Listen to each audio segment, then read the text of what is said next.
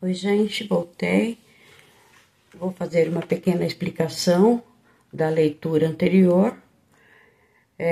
Lucas 19, 45 ao 48, que é a purificação do templo. Mas antes eu quero pedir a vocês que se inscrevam no canal, deixem o seu like, toca o sininho e compartilhe o vídeo para me ajudar a levar a palavra do Senhor para quem precisa, para as pessoas que nunca ouviram. Então, nós temos que compartilhar o máximo que pudermos para ajudar outras pessoas, né? A conhecer o Senhor e se salvarem, né? Também. Então, antes de começar aqui a explicação dessa leitura que nós já fizemos, eu vou ler para vocês uma profecia que foi deixada pelo profeta Malaquias, mais ou menos 600 anos antes do Senhor Jesus nascer. Então, ele deixou Malaquias 3, do 1 até o 3, tá? Ele deixou essa profecia e o Senhor Jesus cumpriu aqui nessa leitura que nós fizemos e na explicação que vamos fazer daqui a pouquinho, depois dessa leitura, tá? Então, eu vou ler aqui Malaquias, capítulo 3, versículo 1 ao 3. O Senhor Todo-Poderoso diz: Eu enviei o meu mensageiro para preparar o meu caminho. Isso Deus falou, né? Mandei o meu mensageiro para preparar o meu caminho. Porque quem era o mensageiro? Foi João Batista, que veio na frente para preparar o caminho do Senhor, né? E o Senhor, a quem vocês estão procurando, vai chegar de repente ao seu templo. E está chegando o mensageiro que vocês esperam, né? Eles esperaram tanto o Messias que acabaram que não aceitando ele porque tiveram por causa da arrogância, os seus olhos fechados e não conheceram, né, a visitação do Senhor. Então, aqueles o Malaquias falou aqui, 600 anos antes do Senhor Jesus nascer. Está chegando o mensageiro que vocês esperam, aquele que vai trazer a aliança que farei com vocês. Mas quem poderá aguentar o dia em que ele vier? Quem ficará firme quando ele aparecer?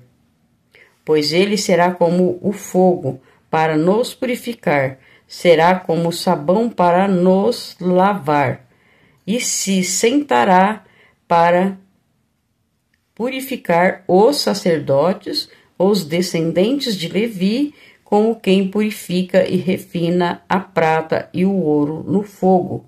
E isso ele fez, né? Ele chegou não para derrubar o poderio romano, não para matar ninguém, mas chegou para ensinar, né? Chegou trazendo a palavra de ensinamento e pregando o evangelho e a nova aliança que foi feita entre Deus e os homens, né? Então, gente, nessa passagem de Malaquias, o Senhor ele cumpriu essa profecia aqui, Nessa passagem, o Senhor Jesus ele chega em Jerusalém, entra no templo e faz uma limpa na casa. Porque os sacerdotes, eles corruptos, tinham vendedores, né, os colaboradores, para ajudá-los a praticar o erro, né? No templo, era feito os sacrifícios para o perdão dos pecados e o que eles fizeram? Eles transformaram a casa de Deus em um comércio, permitindo a venda de animais e a explorar os peregrinos com negócios desonestos e ignorando o respeito pela santidade do lugar, porque aquele templo era o lugar que eles iam para orar e para fazer os sacrifícios, né? Mas eles ali parece que foi perdido todo o respeito que tinha pelo Deus Todo-Poderoso, né? E pessoas de vários lugares iam a Jerusalém para fazer sacrifícios a Deus, porque, não sei se vocês já sabem, antes do Senhor Jesus nascer, pelo pecado de Adão, no início do mundo, errou, entregou o mundo a Satanás e para perdoar os pecados tinha que matar um bichinho, um animalzinho perfeito, sem mácula, sem mancha nenhuma, tinha que ser perfeito. Tinha que matar, cada pessoa que pecava tinha que matar o animal para perdoar o pecado daquelas pessoas. E isso foi passando muitos anos, né? Muitos. Tipo, 2, 3 mil anos. E os sacrifícios continuavam, né? Então, esse povo, eles vinham de longe, vinham de lugares bem distantes dali de Jerusalém, eles vinham de todo lugar. E eles deixavam, como era muito longe, então não tinha como ficar levando os bichinhos, né? Então eles deixavam os bichinhos em casa ou vendiam, pegavam o dinheiro para comprar lá no templo, porque sabia que lá vendia, né? Então eles vendiam os animaizinhos deles, onde eles moravam, levavam o dinheiro para comprar animais de Jerusalém. Então, o que acontecia? Eles vendiam os animais deles por X, onde eles moravam, né? Mas quando eles iam comprar com os sacerdotes, era do tipo assim, 2, 3 vezes mais caro do que aquilo que valia. Era assim uma coisa muito errada, né? Porque eles sabiam, os sacerdotes e os mestres da lei ali, eles sabiam que as pessoas vinham para fazer o sacrifício e era obrigado a ter o animal perfeito. Então, eles faziam isso. Como as pessoas vinham de muito longe, e até mesmo os que moravam por perto, eles levavam seus animais, mas os vendedores, né, os colaboradores ali dos sacerdotes, eles falavam que não estava de acordo com a exigência do Senhor, que tinha que ser um animalzinho perfeito, sem defeito nenhum. Então, eles começavam a pôr defeito em tudo. Falavam, não está de acordo, você tem que levar de volta esse animal e comprar um aqui. Ou seja, por que ele vendia? Porque o animal valia, um exemplo, tá nos R$100, ele vendia por 300, R$400. Então, ele superfaturava em cima para poder vender para as pessoas, né? E as pessoas eram obrigadas a comprar porque não tinha outro jeito, né? Então, eles eram errados por isso. Mesmo que as pessoas que moravam ali perto levavam os animais perfeitos, eles falavam que não era perfeito para poder vender os animais que eles tinham. E muito mais caro, né, gente? Então, a corrupção era grande. E o Senhor fala em Mateus, capítulo 21, no versículo 12 e 13, o Senhor fala que chegou derrubando mesas dos cambistas e expulsou todos aquele povo que estava ali, que vendiam, que compravam, e expulsou todo mundo.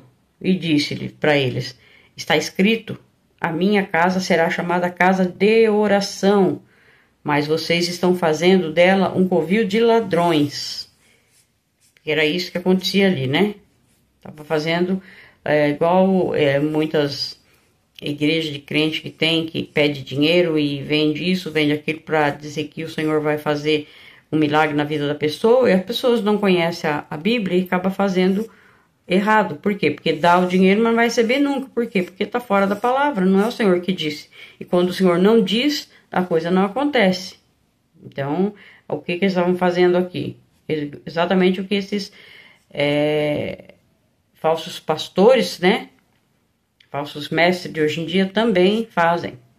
Então, tem que tomar muito cuidado e prestar atenção e não andar atrás dessas pessoas que ficam dando revelação ou falando que se você der 1.000, você vai receber 10.000, porque não funciona, não é assim. O Senhor não promete esse tipo de coisa para ninguém, porque o Senhor falou que Ele venceu o mundo, que é para nós sermos fortes e corajosos, e nós temos que ser assim, porque o mundo jaz do maligno, isso que Ele falou. Então, o Senhor Jesus, ao expulsar os mercadores, né, e os cambistas que estavam ali, que trocavam moeda, faziam um monte de coisa, né, ele purificou o templo daquela grande iniquidade que tinha ali, né? E demonstrou a sua verdadeira intenção, que era purificar o coração das pessoas. Não era purificar aquele lugar, era purificar o coração das pessoas, mostrar que eles estavam errados de fazer aquele tipo de coisa, fazer da casa de oração um lugar para lavar dinheiro, né? Como se fala hoje, né? Para ganhar muito dinheiro, né? Então o Senhor veio, entrou lá, jogou, limpou tudo, fez uma limpa, né? Mas para demonstrar que o coração das pessoas que estavam totalmente errado tinha que ser limpo, tinha que mudar, né? Porque eles, as pessoas ali, muitos, eles já tinham se distanciado da santidade de Deus. Pensavam só em vender coisa e ganhar dinheiro, esqueceram de Deus. Então, muitas vezes liam e não entendiam por quê? Por causa que já estavam errando, né? Eles liam as Sagradas Escrituras, mas não entendiam porque liam e liam de qualquer jeito, pensando já em fazer negócio depois, né? Então, hoje o Templo de Salomão, né, que não esse que vocês sabem que fizeram aí em São Paulo, que esse não é o verdadeiro, claro, nem tem o verdadeiro, porque o Senhor nunca deixou construir outro. Não é que eles não quiseram, eles queriam e querem construir, mas o Senhor não deixou, ainda não está na hora de construir o terceiro templo. Então, esse templo que está aqui em São Paulo é uma réplica, né, não é o Senhor mandou fazer, é o homem que fez, né? Quis e fez. Então, o Templo de Salomão foi destruído nos anos 70, depois da morte e ressurreição do nosso Senhor Jesus. E o Senhor, ele nos ensina a viver em obediência com os seus ensinamentos. E que o nosso corpo, ele é o templo do Espírito Santo. Então, nós temos que obedecer o Senhor, obedecer os ensinamentos que o Senhor deixou para nós. Por isso que quando nós nos convertemos, a nossa vida ela muda, porque nós abandonamos tudo que fazíamos de errado. Né? Você sabe tudo que o Senhor passou naquela cruz, então você não tem coragem de fazer. Fala, não, ele morreu por mim, ele deu a vida dele tão preciosa por mim. Por que eu vou fazer tal coisa errada, sendo que vai desagradar ele? Eu não vou deixar ele triste. Então a gente não faz. Aí começa a mudar, tá? Não é da noite pro dia, não, mas você começa a entender a palavra e o Espírito Santo vai te ajudando, vai te moldando, você vai se transformando em uma pessoa melhor, uma pessoa diferente do que era antes, não, quando vivia tipo no mundo, que fazia tudo o que quisessem, né? Não pensava em Deus, né? Então, mas quando a gente conhece o Senhor, a gente pensa nele, tudo que aconteceu com ele, o que ele fez por nós, nós conhecemos a palavra, então nós passamos a viver em obediência aos ensinamentos, né, do Senhor. Que o Senhor, ele fez e ele faz conosco. Assim como ele fez lá no Templo de Salomão, quando ele derrubou tudo. Então, ele, em nossos corações, ele derruba, né? Na conversão da gente, quando a gente converte de verdade. Então, o Senhor, ele derruba a nossa arrogância, ele quebra, ele limpa a corrupção que existe em nós, a prostituição, a idolatria, e ele nos mostra um caminho limpo. Por isso que a palavra é conversão, porque nós deixamos aquele caminho que estávamos indo, né? Voltamos e pegamos que aquele caminho que nós estávamos era um caminho sujo. Nós abandonamos aquele caminho, tudo que nós fazíamos, e nós vamos pegar um outro caminho limpinho junto com o Senhor Jesus. Então vamos andar em obediência ao Senhor. E também fala lá que diariamente o Senhor Jesus ele ensinava no templo, né? E os sacerdotes e os fariseus, mestres da lei, procuravam matá-lo.